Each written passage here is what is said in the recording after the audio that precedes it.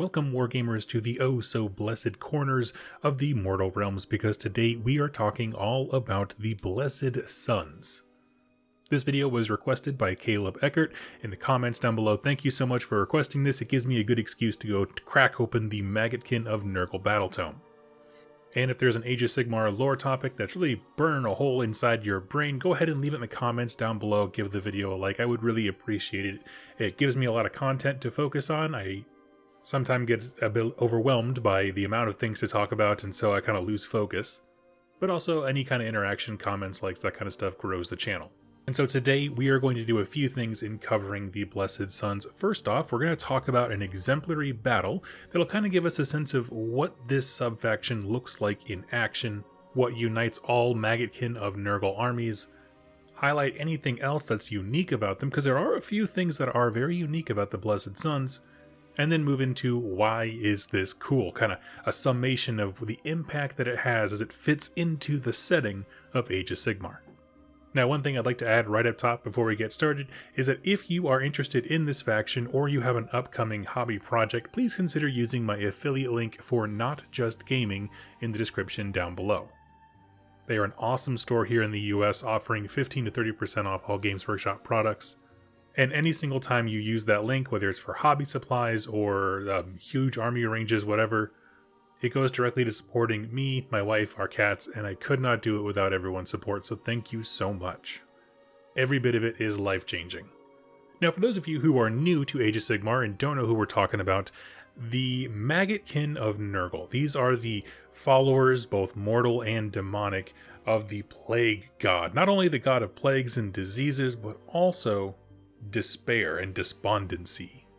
And I do have an entire playlist all about the Maggotkin of Nurgle. I will try to remember to link that in the description down below. But to put it really simply, his whole jam is that he wants to infect and break down everything with disease and blight, rust and atrophy, and turn it all into his personal Garden of Nurgle, a kind of fetid swamp that's just a horrible place to live. Now, his warbands, collectively called the Maggotkin of Nurgle, go out into the mortal realms and try to turn as much of it as they can into something very similar to Nurgle's Garden.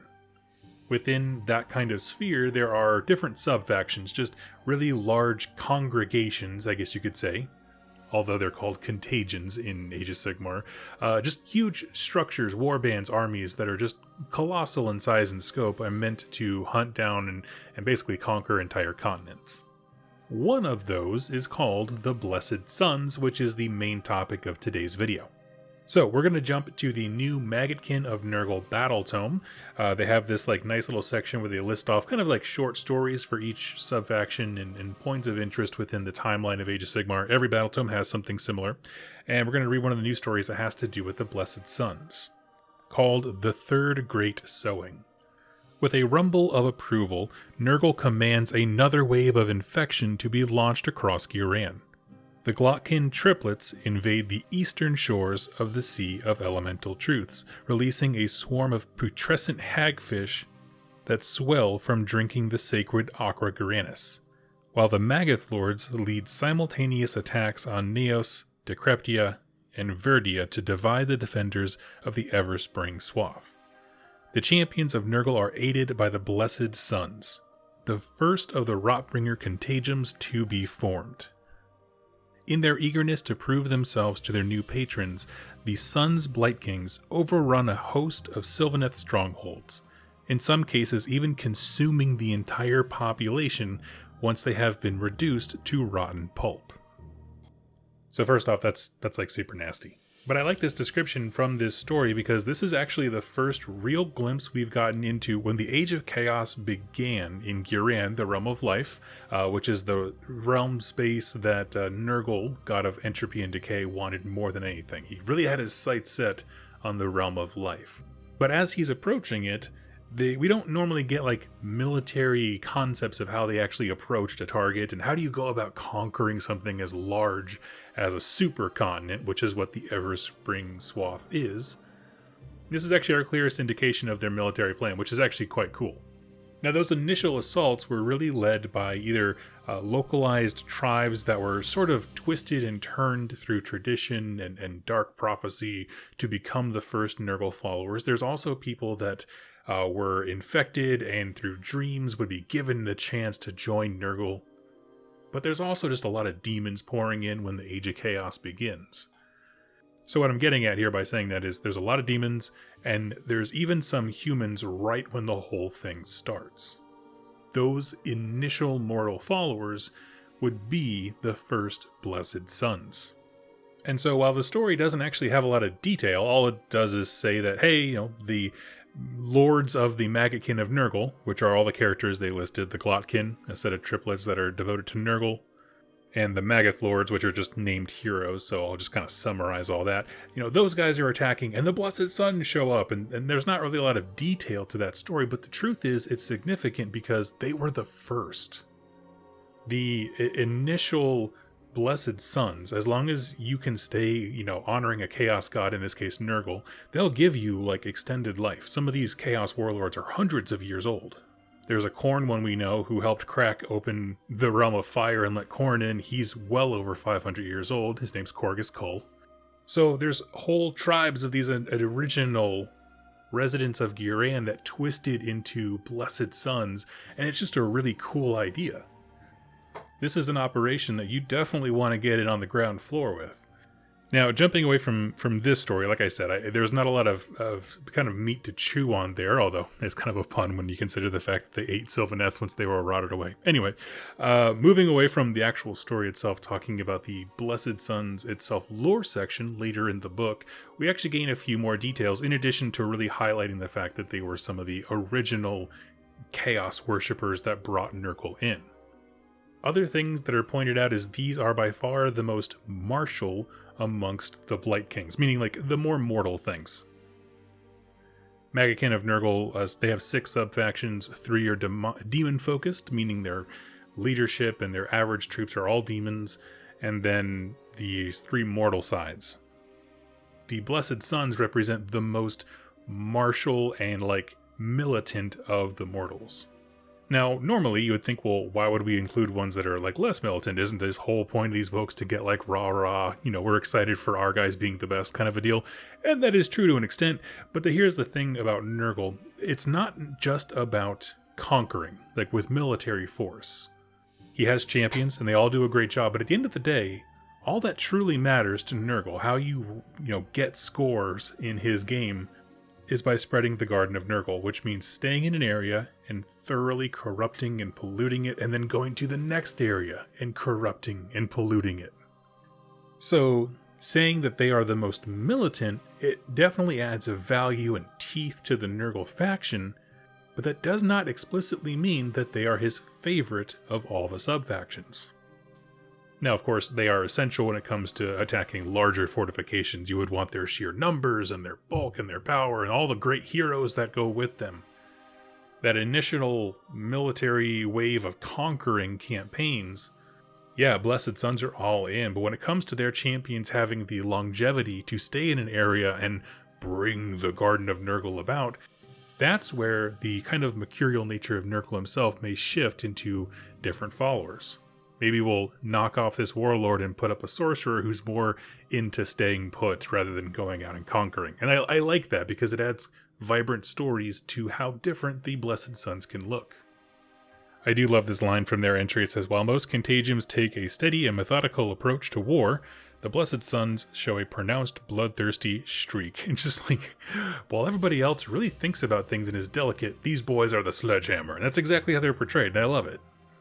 Now, one thing that's also pointed out here, though, then kind of bringing up the last really, really unique thing about the Blessed Sons, is their leadership structure is largely absent.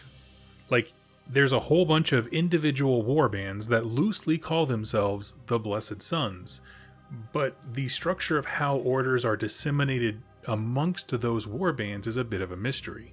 The book gives us a kind of a legend or, whispered rumors that there are 3 essentially super plague lords that speak to the warlords through dreams and whispers and kind of disseminate information that way because there's not a clear hierarchy.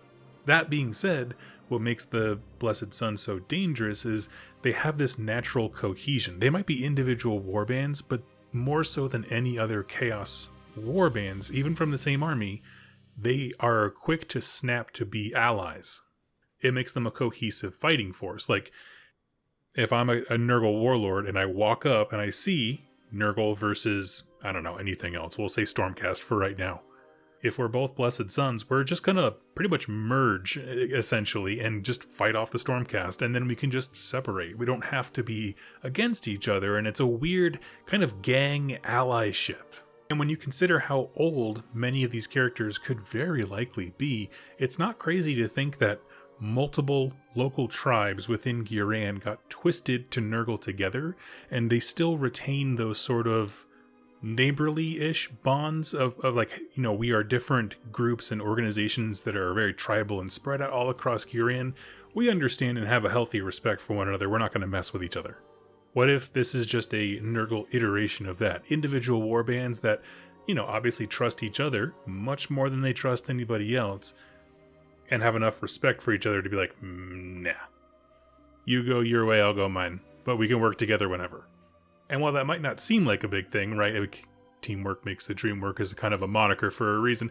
The reason it's significant is specifically within the context of Chaos warbands. That's a rare thing. We have multiple books. One of them is really funny. It's the Call of the Everchosen, or Call of Archaon series. There's one scene where like a Nurgle warband is fighting a Khorne one, and then a Tzeentch warband rolls up and he's just like, let's do this! And they just start talking everybody. Like, everybody's just always at each other's throat.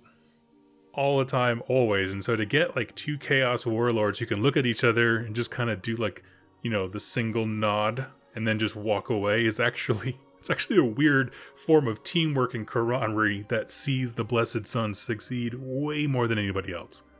And so wrapping up the video, talking about why is this cool, I think I already kind of highlighted a whole lot of it, is being the first at anything is a notable deal because it really does set the tone. I think that they probably had a massive influence on what it means to be a Blight King. You have to offer something, and I'm sure those initial followers who devoted themselves to Nurgle offered up a wealth of knowledge about Ghyran and how to move across the realms efficiently with realm roots, how to poison the worst places. Like, you have to bring something to Nurgle. And I would love the idea if a whole bunch of Blessed Suns were some of those original Ghyranite tribes. Those would be short stories that I would love. We already got the Korgus Cole one, but give me a Nurgle equivalent and one for Tzeentch. Those stories are so compelling. I love that they got a little bit more fleshed out in this book. In previous ones, specifically the first Maggotkin book, I do feel like it was written to be like, and these are like the most coronate of all Nurgle stuff. They just like to swing axes. And it's like, well, that's cool, but when you add a depth like mysterious leadership structure, you know, this strange kind of cohesion that they have that makes them unique, being the first, I don't know, I feel like this current battle tome really brought out a lot more flavor in them than was in previous ones. Sometimes it kind of just felt like, well, we needed a sub-faction to dump all the named characters in, which is like, okay. Now, all that being said, they do have a ton of named characters that go into this, including, I think, the Underworld's Warband, the Glotkin, the Rot Riders, the Bringer Rotters, what are they called?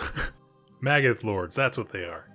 And there are some really cool options. If you're looking, you know, and you're not quite sure which one to choose, it's a wonderful one to choose because they can kind of be anywhere. The idea that they have that cohesion where they can launch military fronts, and even though they operate independently, they will come together to, you know, attack a larger foe. So they can kind of show up at any given place.